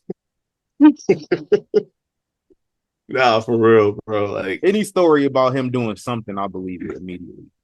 Oh yeah, that motherfucking CTE be like venom in it. Listen, I watched this dude on IG talking to these cops, like with a bag of dummy dicks, like sell these things.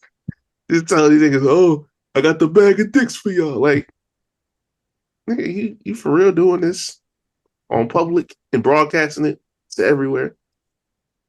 But that was the thing. It's like you got to know when to turn that shit that you doing in ring on TV. You got to know when to turn that off. It's one thing if it was just TV and behind the scenes it wasn't really an issue.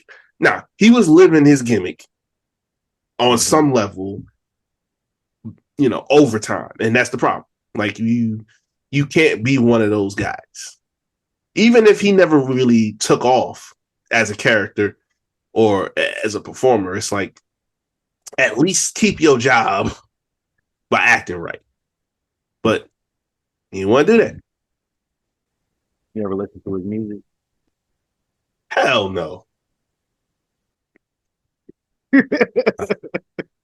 I saw that when he was doing some shit. I'm like, bruh, you got me all the way fucked up.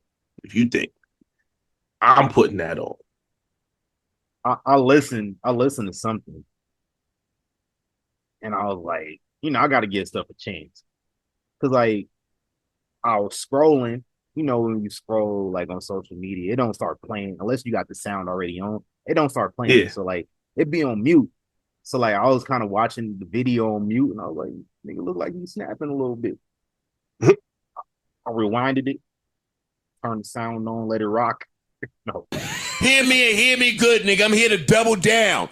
That shit is a 2-pack of ass. The fuck are you talking about? That shit stinks. Like not even though when I say like other dudes, it's like they make music.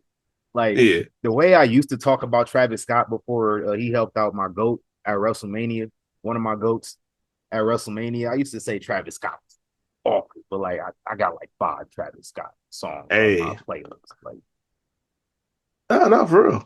Like there was a couple even before we got to the him being involved in wrestling. Like it was a couple that I had, and then listen, after night 2. I don't care how sick y'all was of hearing Fiend. I was bumping that all the way back home. Like, hey, listen. Every time it came on the radio, I was like, turn that shit up. They play Antidote on the radio. I was like, hey, yep. I ain't listened to Antidote in 10 years. I'll see Pusha T diss Travis Scott. I was just like, dang, I can't even laugh. I kind of fuck with Travis Scott now.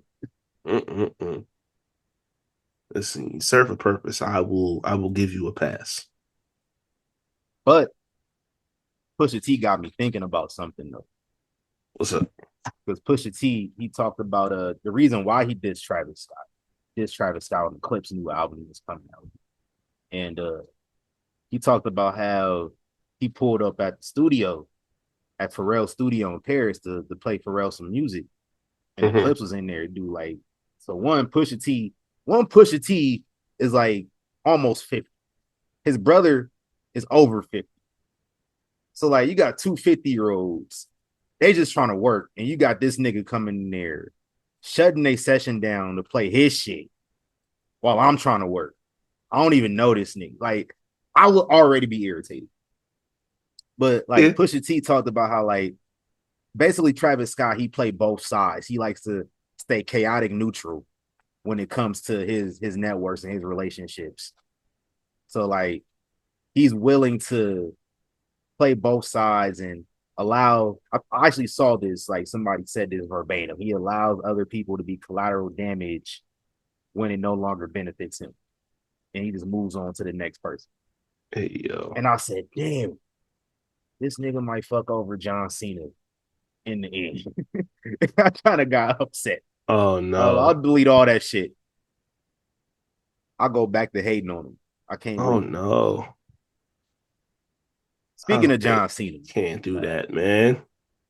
Speaking of John Cena and R-Truth, Ron Killings, will be facing off on SmackDown in a rematch from Saturday night's main event. This is the rematch. Yeah, boy, the rematch. And assuming that match happens and the bell rings, there will be the only the second pair of wrestlers to compete on Raw, SmackDown, SNME, and a pay-per-view. The first pair, Edge and Jeff Hardy, did that. I think Edge and Jeff Hardy did that a couple times. That's crazy. That's nuts. I don't even. That would be 16 years since that, at least. I don't even remember Jeff and Edge working Saturday night's main event. I vaguely do. It was like one of the later ones that they kind of stopped caring about, putting effort into. I probably didn't watch it. God damn it, they're gonna pay us to put on the shows. I don't care. So,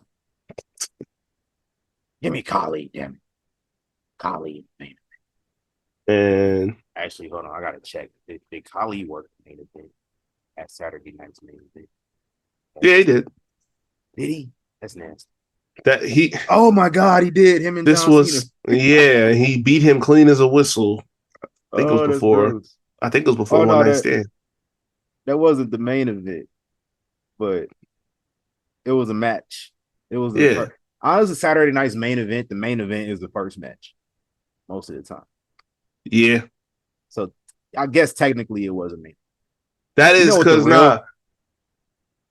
I remember when they like first brought it back in 2006, and it was the two main events against each other, and it opened the show. I'm like, what? I was so confused. Like, what's going on here? Crazy. But like, at least the main event on that show was Shane McMahon and Shawn Michaels. So like, in a street fight, and Shane went over. I forgot about that. I might have to run these back actually. Yeah. On that episode where Great Khali beat John Cena, you know what the actual main event was? What? Oh, this is nasty as hell. An 11-minute 6-man tag team match. Kane, Doink the Clown, and Yuji beating Kevin Thorne, Viscera, and Umaga. Not Big Daddy V, but Viscera.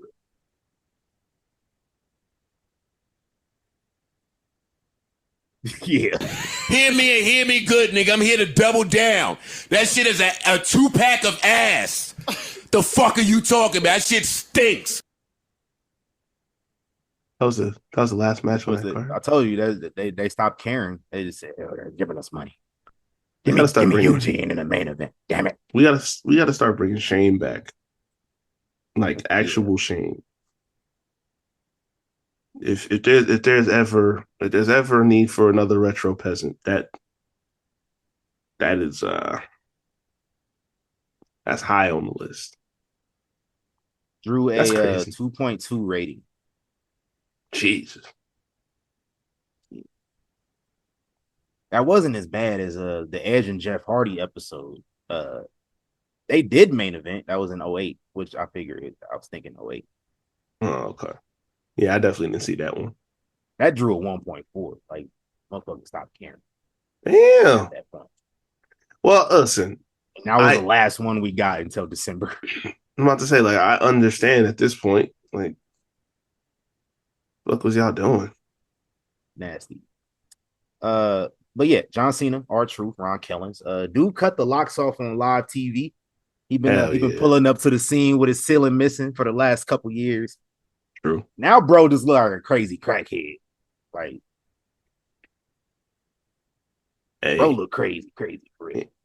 He got the Minoru Suzuki shit in his head. He ain't playing with nobody. You know what? I got something to say real quick.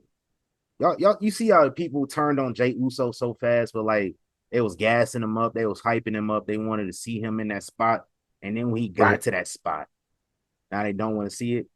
Mm-hmm. They doing the reverse of that with R-Truth. Just last month, niggas didn't want to see him. Oh yeah, be in no prominent position, and now it's just like we want truth, and now we have him beat John Cena. Fickle. I'm about to say a wise man once stood in a ring and said one word, and he meant it, and it was prophetic. And this was 6 years ago, 7 years ago. Told y'all, yep. Pickle. It was true. It's dead true. Still to this day. Y'all, to this day. Y'all, it's crazy because we're not talking about just some run-of-the-mill dude who never achieved anything. We're talking about a former NWA champion. We're talking about a top star in another promotion. He came there, and I can understand why some of y'all put the ceiling on him, because clearly the company put a ceiling on him. That doesn't mean that if you give him a position to play or a role to fit into, that he can't play it. Because he saw it in 2011. Yeah, smoking cigarettes in the building on these. Like, it's what not like shocking. The cigarettes or the cutting his hero. Low key, I might still have to give it to the cigarette thing, because like took a big old cut for that joint too. That's what I'm saying. Like he blew a whole cloud over this man when he was laid out. Like that's some cold shit. That's some cold shit. The Locks thing, look, I had said it. We both said it. Like the ceiling has been missing for a minute. And I'm not sure what he was holding on to. I didn't think he was going to do it on live TV, but hey, look, man, you know what? And it was in the midst of it's in the midst of what I think is his best promo in the company to date. Oh, easily. Yeah, like best promo since like 02. That just one like promo everybody posts. Yeah, TNA, like that's the best one since then. Yeah, like that just enhanced it for real. Like, I wouldn't even so much call it shocking as I would just call it like a statement. Okay, I hear you. Hey, he wasn't fooling nobody though. He wasn't fooling me. I've had mine 11 years. I know the game. I know how the game goes. Like I've had my own situation where, like, you know, I first got to Vegas and like the water trash out here. I'm pretty sure when y'all visit Vegas and y'all realize y'all take a shower or something, or even if y'all dare to drink the water out the faucet, it tastes nasty as shit. Hell no. And y'all take a shower, you get out and you just feel heavy. You know what I'm talking about? Mm-hmm. I know your water over there gets trash. I thought I was crazy for a minute. Okay. Nah, that shit dry you out. Like, so like washing my hair, it's dry as fuck out here anyway. And then like washing my hair with that shit water, like I didn't realize it was drying the shit out my hair. So like, you know, I had to wear my hair type of, you know, different man buns and stuff to cover up some shit that was going on. So I know the game. So when he first pulled up he was rocking his hair like that, I was like, he trying to cover some shit. He ain't seen Hey. Shout out to R-Truth though. Facts, man. Him and John Cena, they're running back 2011. Apparently John Cena's whole run of the summer is him running back 2011 because him and CM Punk got announced for Night of Champions in Saudi Arabia, where CM Punk very notably, he never said he wouldn't go to Saudi Arabia. But like, we know that tweet that he sent in direction of the Miz 5-6 years ago. Yep. And all the Miz did was just like make a little jokey joke, like, "Hey, CM Punk's back, haha." He wasn't back, but he was back. And CM Punk got offended. And Miz told him to go that suck a blood money covered dick. Yeah. Which, like, at the time, I was just like, he just trying to get a little points with people on the internet. That's what he was doing. Like, he went straight into AEW doing that. Right. Like, his whole AEW run is him getting points with the internet. every now and again he tried that on the WWE crowd, and they no pop. They don't. Nah, straight up though. You think he actually gonna go to Saudi though? Like, was the check fired, or is it like something where he gets taken out a week before and replaced? Maybe get taken out by R-Truth, depending on what happens on Friday. Stranger things have happened. My thing is, well, two things. One, the Saudi checks make a lot of folks do some strange things. We won't get into it, but something happened in 2018 because of a Saudi check. Yeah, man. I'll talk about it. Let's talk about it. Let's talk about it. Titus World Slot. Shame. Oh, you talking? Okay, all right. That's what I was talking about. Okay. Nothing else happened in Saudi Arabia in 2018. Oh, okay. All right. Nothing else that I'm aware of. I mean, shit. Brock Lesnar came back. I remember that happened.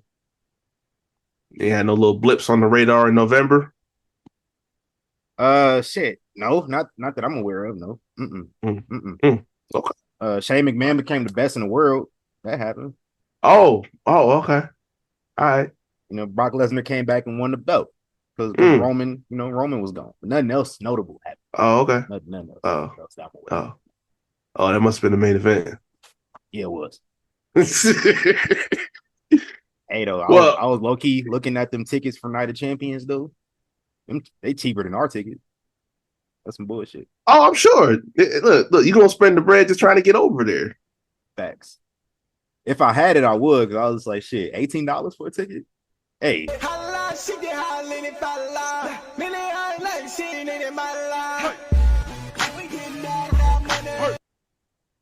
Yo, that's wild though. $18, I've been there. Hell yeah. Shit, don't be tweaked. Y'all see me in the crowd. Nigga, bro, I seen a nigga in the crowd at the Saudi show one time. I was tripping. Like, what? How you get here? Right. It was a nigga too. It wasn't like, it wasn't this black Saudi Arabia. It's black people in Saudi Arabia too. Like, actually, like, born and raised there. It's so weird. Black people everywhere. But like, nonsense. One day. Don't say that. Yeah. Don't say nothing.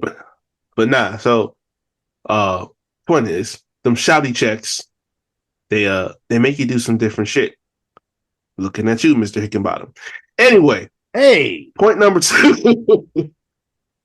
two. I think, and I read this somewhere, and I gotta double check to make sure this is right. I think that in the series between CM Punk and John Cena, they are actually tied, including non-finishes, draws, anything like that.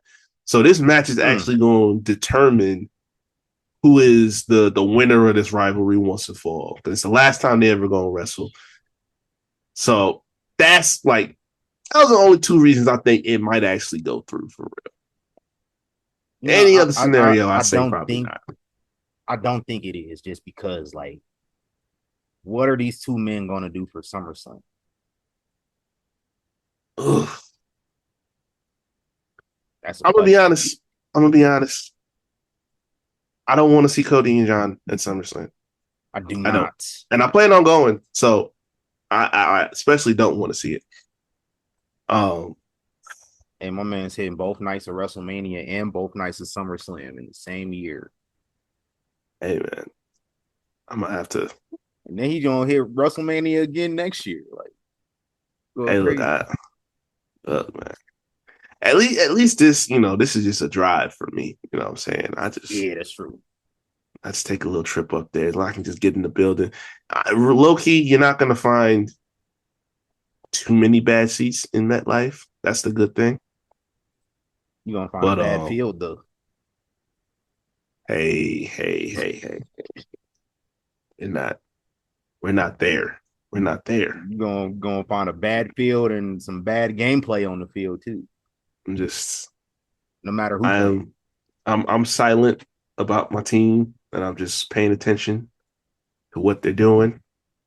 And that's it. Like that That's Idris it, Elba meme. Sit back and observe. Not everything deserves a reaction. There you go. Thank you. I haven't genuinely reacted to my team in about 48 months, and see how that went. So I'm not gonna do that to myself again. I feel it. I'm happy. I'm happy we got a guy that I was a fan of. So there we go. Shout out to CM Punk pulling up to the protest too last weekend. Oh yeah. I peeped that. Nah, I don't know what there is to put together at SummerSlam if they go through with this match and it is, whatever, Cena wins or there's a non-finish, whatever it is. Gotta run it back.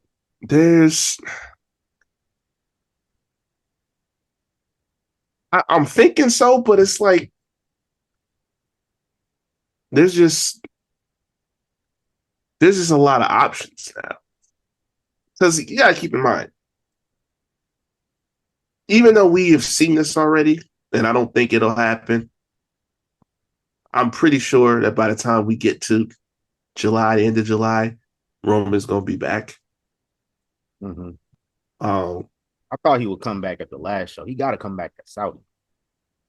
Yeah, and then I think Drew's been out for a little bit. He'll probably be back.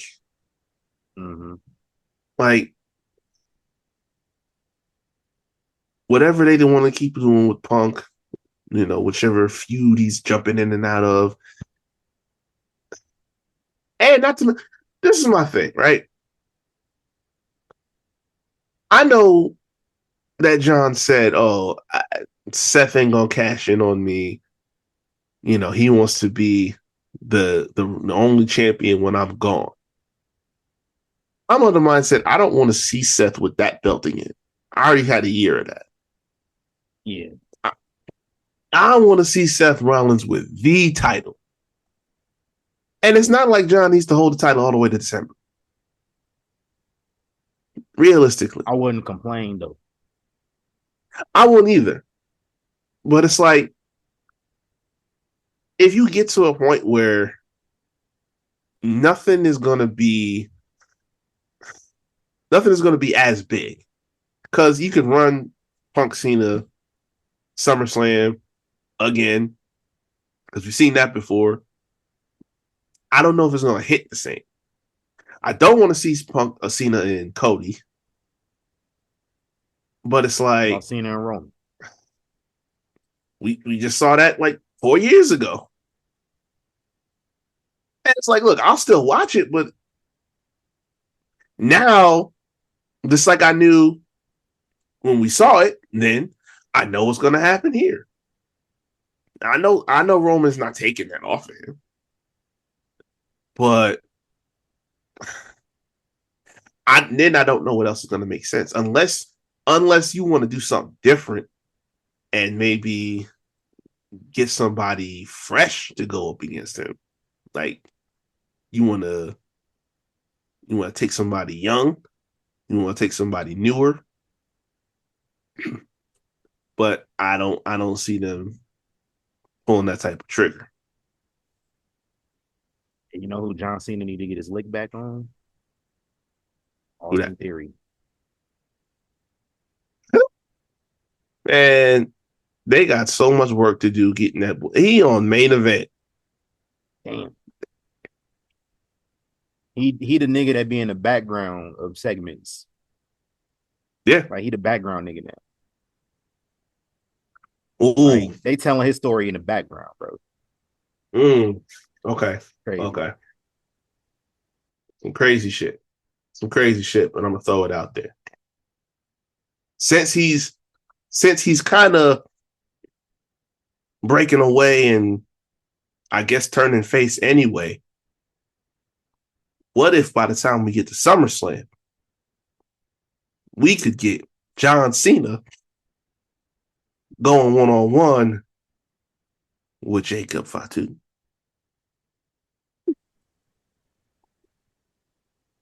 SummerSlam might be pushing it, but I wouldn't be mad at that. Hell no. Now Now they got a could lot be. of time left though. That's what I'm saying. That they could probably be building a Solo and Jacob at SummerSlam, but I mean, if they really wanted to, they could get that out the way.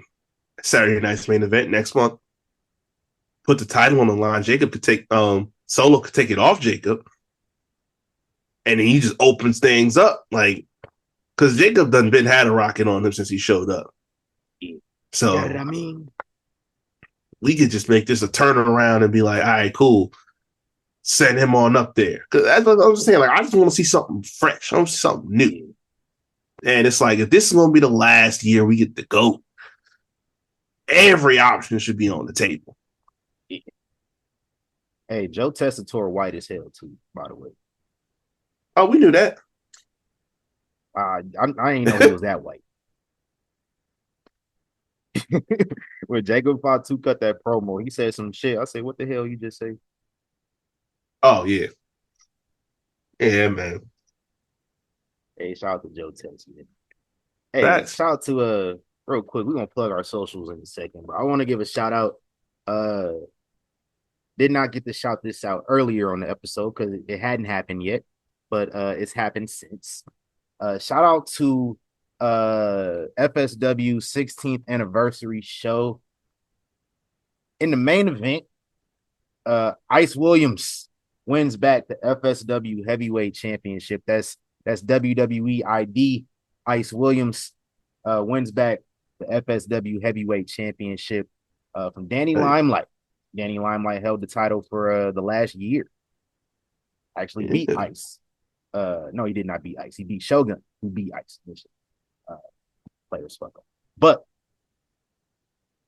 Ice Williams is no longer the FSW heavyweight champion. I know. I just say, hey, shout out to him for winning it, but he don't got it. Because very, very shortly afterwards, Gregory Sharp, my God, comes out there with his cash in the case. That is the equivalent of Money in the Bank. And cashes in to win the FSW heavyweight championship. Shout out to Greg, man. Been watching him grind for the last 5 years. He used to be under a mask. Facts. He used to wrestle under a mask, and then he unmasked. And he's been cooking shit, man. He's one of my favorite guys. Everybody, I got a lot of favorites in the Vegas wrestling scene. And but Gregory Sharp is one. So shout out to him. Shout out to That's what's up. Hard work, man. And let's plug our socials and get up out of here. Finally. Yeah, y'all can find me at Recap24 on Instagram, Twitter, TikTok. And, go check out the Havoc Hour. Well, all the content about sports, entertainment, TV. Finals is about to be over. So I'm going to need to, now that all of my vacations are done, I might need to squeeze out some time to get some content since training camp coming around the corner. We got the draft coming up. Facts. Got the WNBA season. We ain't gonna talk about them aces no more. Oh man, they get shit together. Damn. I don't think they will. Damn. Hey, the free agency about to get a little crazy. Man, we need something. Because it's crazy.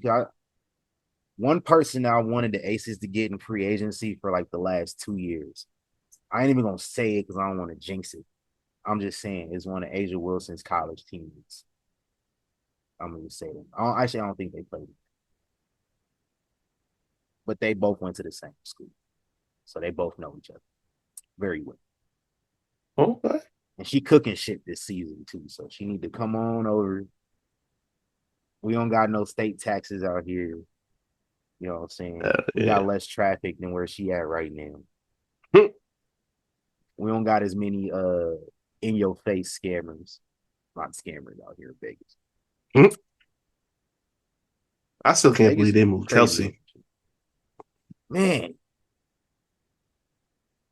Yeah, like I said, we're not gonna talk about them no more. It's like that Tony Allen. Boy, this is out the mud with Rashad McCants. Mm. But when Rashad McCants on your podcast, you just got to end it early. You got to. Shit. Hell yeah. So I'm going to try to equate this for the people. Rashad McCants on a basketball podcast is like who on a wrestling podcast? Oh, damn. And it got to be somebody that never did shit in they pro career. Vince Russo. There we go.